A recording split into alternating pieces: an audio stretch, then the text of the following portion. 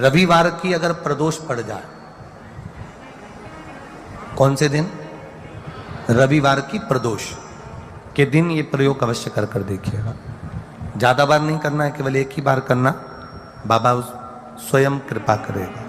अगर आपको लगे कि मैंने व्यापार बदल लिया, एक बार बदला, कई लोग ऐसे भी होते हैं जो पैसा इकट्ठा करते हैं, धन एकत्रित करते हैं, और कोई व्यापार ऐसा कर लेते हैं जिस व्यापार में धन चले जाता है तो वो धन वापिस नहीं आता महाराज, वो व्यापार का धन वापिस नहीं आ पाता। तो बड़े दुखी होता है कि भाई मेरा गया हुआ पैसा नहीं आ रहा, मैं बड़ा कष्ट में हूं, मेरा खुद का ही आ जाए ना तो मैं निहाल हो जाऊं, मेरा अपना ही नहीं आ रहा जो गया हुआ है, तो मैं क्या वर्णन करूं, उसको क्या कहूं। उस व्यापार को बदलने से पहले एक काम जरूर कर देखो। 3 स्थान पर बेलपत्र को चढ़ाकर देखिएगा। धन भी हमारा कहीं डूब गया, आ नहीं रहा है, तो प्रयास करना 3 स्थान पर चढ़ाई गई बेलपत्र हमें सुख का अनुभव करा देती है। बहुत ध्यान लगाइएगा। पहला, अशोक सुंदरी की जगह। अब ये बेलपत्र जब भी आप चढ़ाएंगे तो रविवार की अगर प्रदोष पड़ जाए, कौन से दिन? रविवार की प्रदोष के दिन ये प्रयोग अवश्य कर देखिएगा। ज्यादा बार नहीं करना है, केवल एक ही बार करना, बाबा स्वयं कृपा करेगा। अपने मंदिर में, अर्थात अपने घर के पास कोई मंदिर हो, शिवालय हो, देवालय हो, जहां शंकर भगवान विराजमान हो, शिवलिंग हो, ऐसी जगह पर अवश्य करें। हमें कहीं दूर जाकर ये प्रयोग नहीं करना है, अपने शिवालय, अपने जो घर के आसपास में शिवालय हो वो। एक बेलपत्र अशोक सुंदरी वाली जगह। अब उसको अशोक सुंदरी की जगह पर भी चढ़ाने का तरीका क्या है? जब हम बेलपत्र चढ़ाएंगे तो उस बेलपत्र को चढ़ाते समय आपकी जो बेलपत्र की डंडी है, इस डंडी का भाग शिवलिंग की ओर होना चाहिए। ये जो डंडी है इसका भाग अशोक सुंदरी पर जब चढ़ाएंगे तो शिवलिंग की ओर इसका भाग होगा महाराज। दूसरी, बेलपत्र को जब हम समर्पित करेंगे, जया, विषहरा, शामरीबारी, दौतली, देव, मान लो जलाधारी ऊपर नहीं है शंकर जी के, तो उसका स्मरण कर 5 कन्याओं का नाम लेकर जया, विषहरा, शामलीबारी, दौतली, देव, इनका स्मरण कर शंकर भगवान के शिवलिंग पर बेलपत्र रखेंगे। बेलपत्र कहां रखना है? आप अगर यहां बैठे हो तो आपके विपरीत में डंडी का मुख होना चाहिए। ये बेलपत्र की जो डंडी है इसका मुख आपके विपरीत में हो। आप यहां बैठे हो तो डंडी उधर होगी, आप इधर बैठे हो तो डंडी का मुख इधर होगा, आप उधर बैठे हो तो डंडी का मुख इधर होगा। आपके ठीक विपरीत की ओर डंडी का मुख हो। ये 2 जगह बेलपत्र समर्पित करने के बाद तृतीय बेलपत्र शिवलिंग की जो जलाधारी है, जहां पर भगवान शंकर का शिवलिंग रखा है, वहां स्पर्श कराकर, केवल छुआना है, स्पर्श कराकर बेलपत्री के पेड़ के नीचे ही कोई कंकर हो, कोई शंकर हो, या कोई मिट्टी का ढेला हो, नी हो, तो वहीं मिट्टी को थोड़ी सी ऊंची कर एक बेलपत्र बैठकर इस बेलपत्री की डंडी जड़ की ओर, मतलब जो वृक्ष होता है उस ओर इस डंडी का मुख होना चाहिए।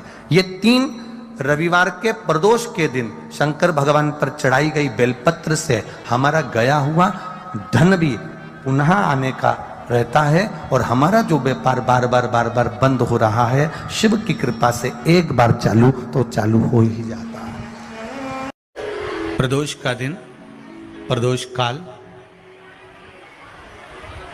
शाम का समय, भगवान देव अधिदेव महादेव माँ जगतजननी पार्वती जी के साथ में भ्रमण करने का।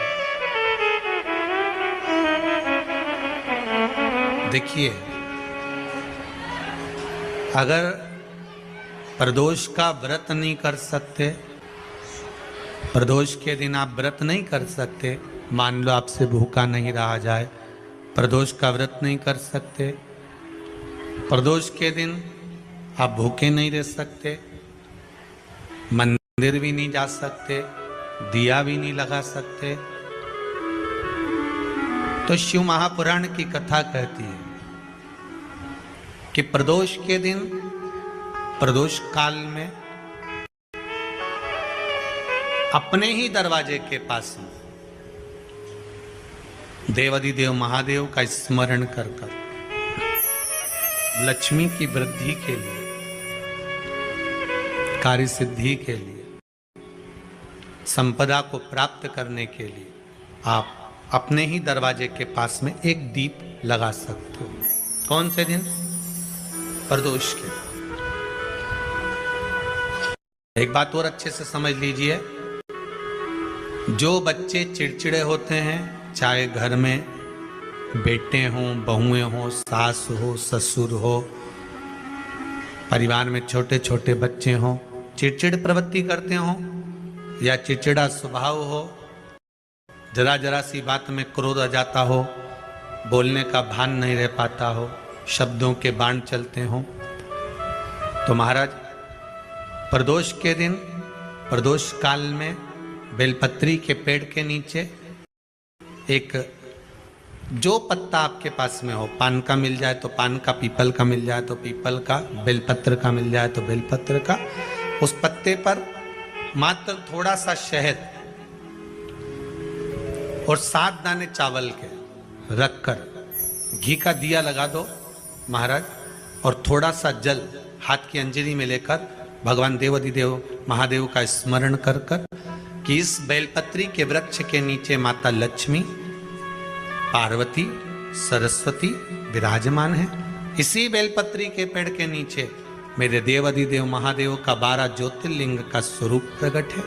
उनका स्मरण कर कर जल चढ़ा दीजिए और उसका स्मरण कर लो जो चिड़चिड़ प्रवृत्ति करता हो, क्रोध करता हो, जिसको बोलने का भान नहीं होता हो, सम्मान नहीं देता हो, अपशब्द कहते हो, उनका स्मरण कर कर आप छोड़ेंगे। एकदम एक प्रदोष करेंगे, दूसरे प्रदोष तक तो आपको कोई दिक्कत ही नहीं। 2-3 प्रदोष कर कर देखिए, बाबा कृपा करें। बच्चों को पढ़ने का कह रहे हो, पढ़ने बैठो, पढ़ने बैठो, पढ़ने बैठो, पढ़ने बैठो, तो एक आध प्रयास बच्चों के लिए भी कर लिया करो कि भाई ठीक है, बच्चे लोग विद्या में प्रबल होंगे।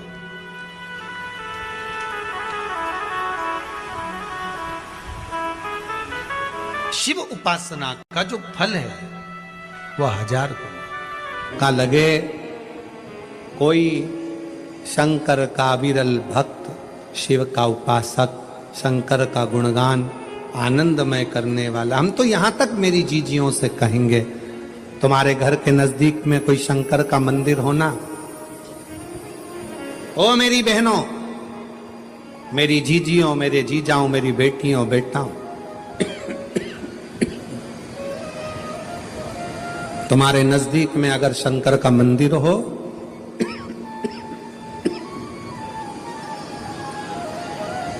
तो उस शिव मंदिर में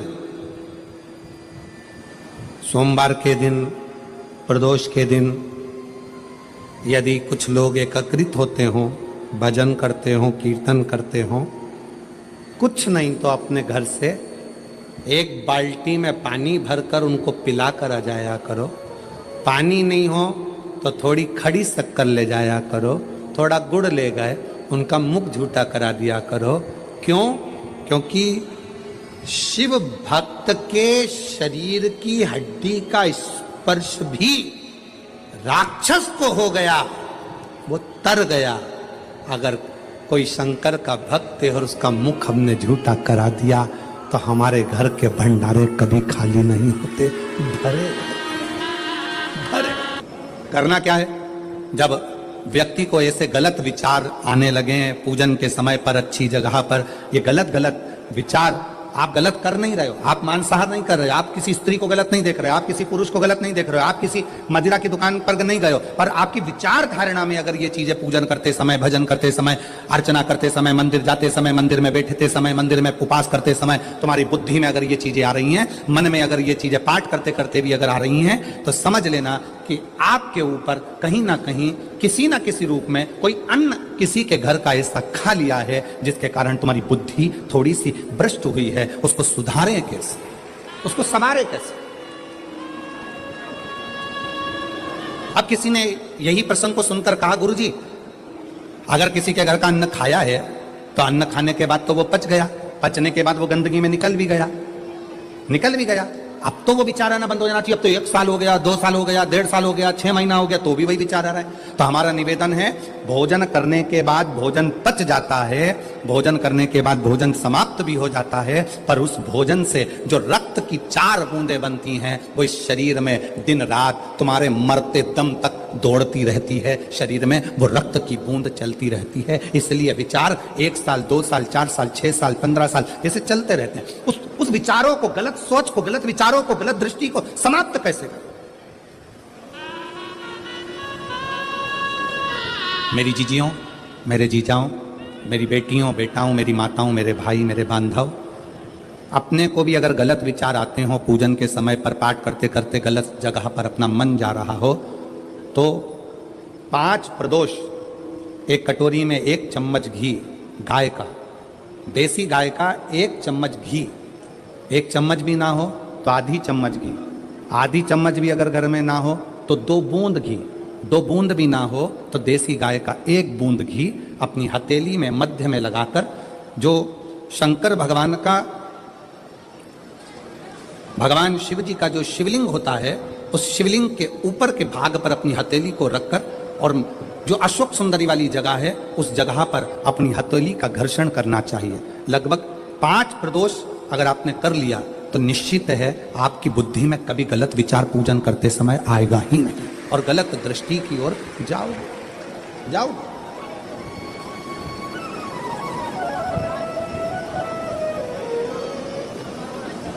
वेद लक्षणा गाय, देसी गौ माता का घृत जीवन को एक आनंदता देता है। आनंद।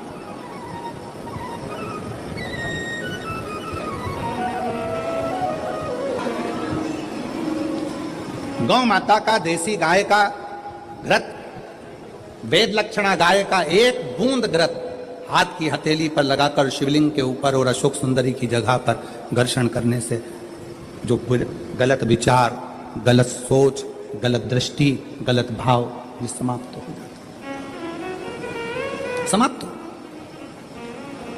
शिव महापुराण की कथा कर रही है। 3 स्थान का स्पर्श रोग का निवारण कर देता है। 3 जगह पर चढ़ाया गया अक्षत हमारे मन को एकाग्रित कर और हमें अपनी मंजिल तक पहुंचा देता है। और प्रदोष और शिवरात्रि के मिलन का महोत्सव हमारे जीवन को आनंदता देता है।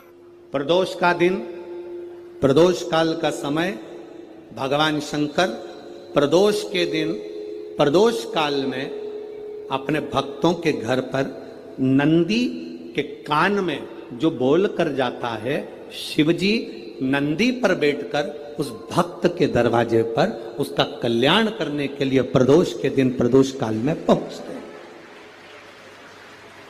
हर हर। प्रदोष के दिन, प्रदोष काल में देवाधिदेव महादेव उस शंकर के भक्त के घर जाते हैं जो भगवान नंदीश्वर के कान में कहकर जाता। नंदी के कान में जिसने कहा,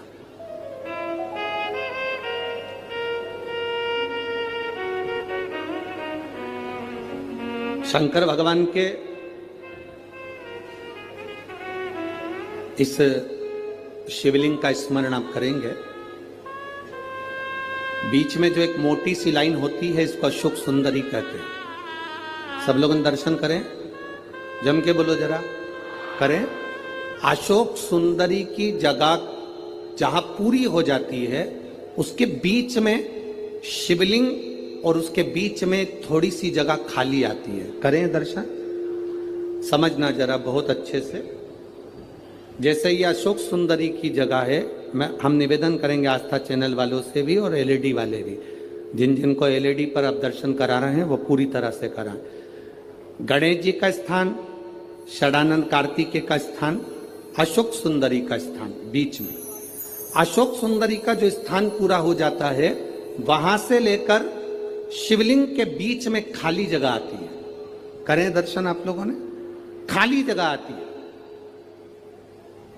उस खाली स्थान की जो महत्वता है, ये जो अशोक सुंदरी से लेकर बीच में जो जगह है ये भगवान शंकर की जो धर्म पत्नी है माता पार्वती, उनकी जो योगनियां हैं 64 योगनी, उनकी जो शक्ति पीठें हैं, उनकी जो सिद्धता है, उनकी जो सिद्धियां हैं, ये अशोक सुंदरी से शंकर के शिवलिंग के बीच में जो खाली जगह होती है, इस स्थान पर 64 योगनियां, देवियां, अष्ट सिद्धियां, नवनिधियां सब इस स्थान पर रहती है। इसलिए हमारे यहाँ शिव महापुराण की कथा कहती है, पूर्ण पूजन के बाद अगर कोई नारी, कोई पुरुष, कोई बच्चा, कोई बुजुर्ग अपने मन की बात का स्मरण इस जगह पर हाथ को रखकर, जैसे किसी के हृदय पर हाथ रखते हैं तो दिल धड़कता हुआ स्मरण होता है, उसी तरह यहाँ स्पर्श करेंगे और स्पर्श कर कर जब अपने मन की बात कहते हैं तो देवाधिदेव महादेव नंदी के साथ आकर प्रदोष के दिन कार्य की सिद्धता पूर्ण करते। उस स्थान की मूलता होती है,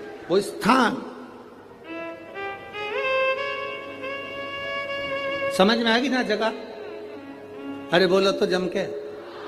नहीं समझ में आई हो तो एक बार फिर वापिस समझ लीजिए, फिर समझो बात।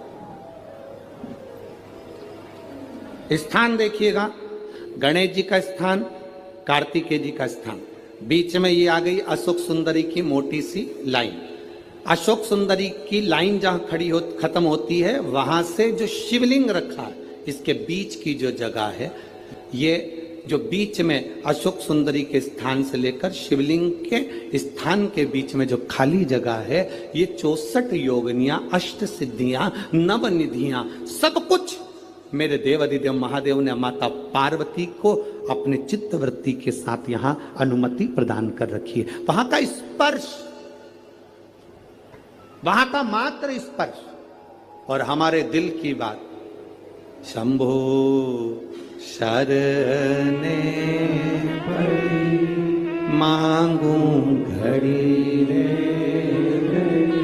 दुख काटो दया करी ने दर्शन। उस स्थान का स्पर्श हमें सुख देता, स्थान का स्पर्श।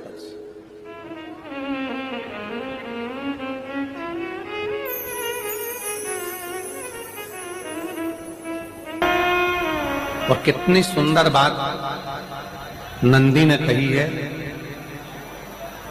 नंदी ने ये बात जो कही वो वास्तव में बड़ी सुंदर है कि मान लो यदि कोई कार्य तुम्हारा हो नहीं रहा और पूरी दुनिया में तुमने कर कर देख लिया, बहुत प्रयास कर कर देख लिया, तो भी वो कार्य अगर तुम्हारा नहीं होता, तो फिर एक काम करो कि शिव की स्तुति करो, शंकर की स्तुति, शंकर का गुणगान, शंकर की भक्ति, शंकर का स्मरण।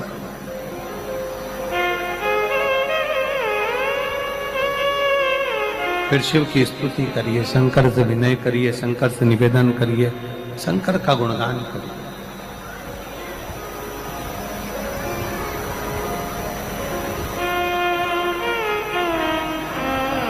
पर भगवान की भक्ति होती कब? जितने आस्था चैनल पर कथा सुन रहे हैं, जितने फेसबुक यूट्यूब पर कथा सुन रहे हैं, जितने पंडाल में बैठकर शिव भक्त कथा को रसपान कर रहे हैं, उनसे निवेदन करूंगा कि शंकर की भक्ति होती कब है, शंकर का स्मरण कब होता है, शंकर की भक्ति कब होती है, शंकर की कथा सुनने में मन कब लग सकता है, जब अपने भीतर की अभिमत्ता, अपने भीतर का अहम, अपने भीतर का अहंकार, अपने भीतर की आसक्ति, अपने भीतर का काम, अपने भीतर की तृष्णा जब दूर हो जाए तो समझो कि आप शिव में मन लगा बैठे। दो जल व्यक्ति के जीवन को बदलते। कितने जल? जम के बोलो जरा। दो जल। एक देवाधिदेव महादेव के लिए भरा गया एक लोटा जल और दूसरा है स्वयं के लिए भरा गया एक लोटा जल। यहां पर अगर बुजुर्ग मेरी माताएं बैठी होंगी, मेरी जीजियां बैठी हैं, मेरे जीजा बैठे हैं, बुजुर्ग जितनी माताएं बैठी हैं, वो पुराने समय का अगर लेख उठाकर देखेंगे तो पुराने समय के लोग भोजन करने बैठते थे ना, तो भोजन करने से पहले अपने पानी के लोटे को भरकर, अपना गिलास भरकर बैठते थे। किसी ने देखा है कि नहीं देखा? जम के बोलो जरा, देखा है आप लोगों ने? पुराने समय के लोग जब भोजन करने बैठते थे, पुराने समय के लोग जब भोजन करने बैठते थे तो अपना पानी का गिलास, अपना पानी का लोटा पहले भरकर आसन लग जाता था। बहू आसन लगा देती थी, बहू खाना बना देती थी, घर की पत्नी खाना बना देती थी, भोजन बना देती थी, घर के लोग भोजन दे देते थे। थाली कोई भी लगा कर ला कर दे, थाली कोई सजा कर ला कर दे, पर घर का जो व्यक्ति खाना खाने बैठता था, भोजन करने बैठता था, वो अपना पानी स्वयं भर कर बैठता था।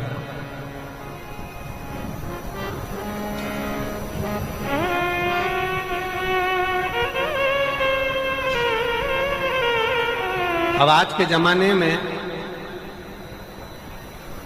दुनिया के लोग कहते हैं मैं दुकान चला रहा हूं, दुनिया के लोग कहते हैं मैं घर चला रहा हूं, दुनिया के लोग कहते हैं मैं ये कर रहा हूं। तुम अपना खुद का पानी भरकर तो बैठ नहीं रहे और कह रहे हो कि घर चला रहा हूं। स्वयं का एक गिलास पानी व्यक्ति नहीं भर पा रहा। कितना सुंदर कहा है महाराज जी। बहुत सावधानी से सुनिएगा। दो जगह का जल व्यक्ति के जीवन को बदल देता है। एक शिव के लिए भरा गया जल और दूसरा स्वयं के लिए भरा गया जल। स्वयं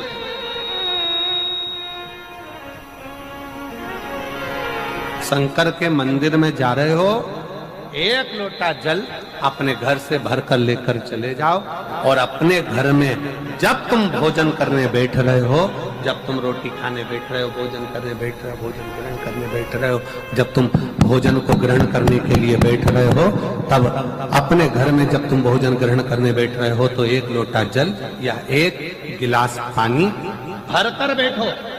बहू अच्छी है, पानी भरेगी, मना नहीं है। बेटा अच्छा है, पानी भरेगा, मना नहीं है। पोता अच्छा है, पोती अच्छी है, नाती अच्छा है, पंती अच्छा है, घर में सब अच्छे। तुम्हारी पत्नी भी अच्छी है, तुम खाना खाओगे तो वो पानी ला कर दे देगी। तुम्हारी बहू भी अच्छी है, तुम भोजन करोगे तो वो पानी ला कर दे देगी। तुम्हारा परिवार का हर व्यक्ति अच्छा है, तुम्हारा कहना मानता है। तुम जिमने बैठोगे, भोजन करने बैठोगे तो वो पानी ला कर देगा। पर शिव पुराण की कथा कहती है, जो व्यक्ति भोजन करते समय अपना जल स्वयं भर कर बैठता है, उसकी जिंदगी में से 3 रोग समाप्त हो जाते हैं। कितने रोग समाप्त हो जाते हैं? 3।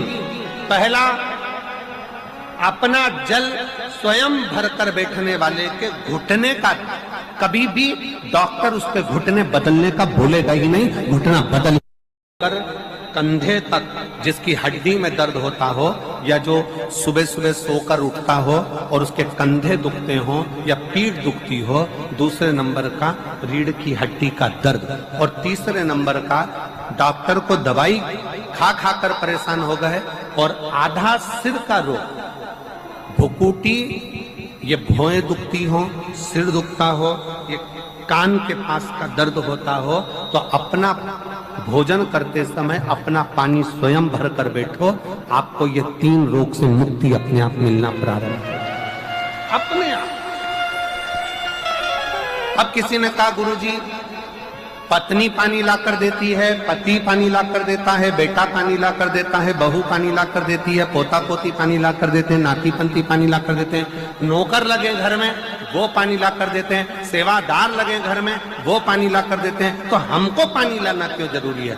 तो अग्नि पुराण में वर्णन आता है कि जो घर में पानी जिस मटके में भरते हो, जिस हंडे में भरते हो, जिस बाल्टी में भरते हो, जिस टंकी में पानी भरते हो, पीने का पानी जिस हंडे में, मटके में, बल्टोई में, जिस गगरे में तुम भरते हो, वो स्थान पितरों का स्थान रहता है। जब हम पानी भरकर भोजन करने बैठते हैं तो हमारे पितर भी उस स्थान पर आकर निश्चित जगह पर बैठते हैं, और जब हम भोजन ग्रहण करते हैं तो हमारे पितरों के भाव का आशीर्वाद हमारे ऊपर पड़ जाता है, जिससे हमारे 3 दर्द समाप्त हो। स्वयं भरो, स्वयं। अब आज का जमाना इतना विचित्र है कि नौकर चाकर, परिवार, घर इतना बड़ा हो गया आज के जमाने में कोई सोफे पे से उठना पसंद नहीं करता, वहीं से हवाई लगा देते हैं, ला मेरा भोजन लगा दे, रोटी लाओ। रोटी आई तो मालूम पड़ा पानी ला कर रखा बहू ने। वो बहू ला देगी, बहुत अच्छी है, बहू बेकार नहीं है, बहुत अच्छी है, बेटी बहुत अच्छी है, ला देगी पानी, भोजन भी लाएगी, पानी भी लाएगी, सब कुछ लाएगी। पर पहला फर्ज अपना है, जब तक शरीर चले, पांव चले, हाथ पैर चले और तुम पलंग पर नहीं पड़े हो, तुम्हारा शरीर अगर चल रहा है तो पहले रसोई घर में जाओ, लोटा भर, लोटा नहीं भर सकते तो गिलास भरो, गिलास नहीं भर सकते तो थोड़ा सा कटोरी में पानी भरो, पर अपने पीने के लिए थोड़ा सा जल स्वयं के लिए लेकर आओ। वो जल इतना कारगर होगा कि तुम्हें रोग से निवारण करता चले जाएगा, रोग समाप्त करता जाएगा। सुबह, दोपहर और शाम प्रदोष का, प्रदोष ये 3 समय एक ऐसा समय है, मान लो सुबह यदि आपको समय ना मिले भगवान शंकर का गुणगान करने के लिए, मान लो दोपहर का समय ना मिले शंकर भगवान का गुणगान करने के लिए, तो शिव पुराण कहती है जब सूर्य डूब रहा हो, प्रदोष काल का जब समय हो, तब उस शंकर का गुणगान करो तो सारी जिंदगी तुम्हें किसी के आगे हाथ नहीं फैलाना पड़ेगा। भगवान भोलेनाथ स्वयं तुम्हें उतना प्रबल वैभवपति बना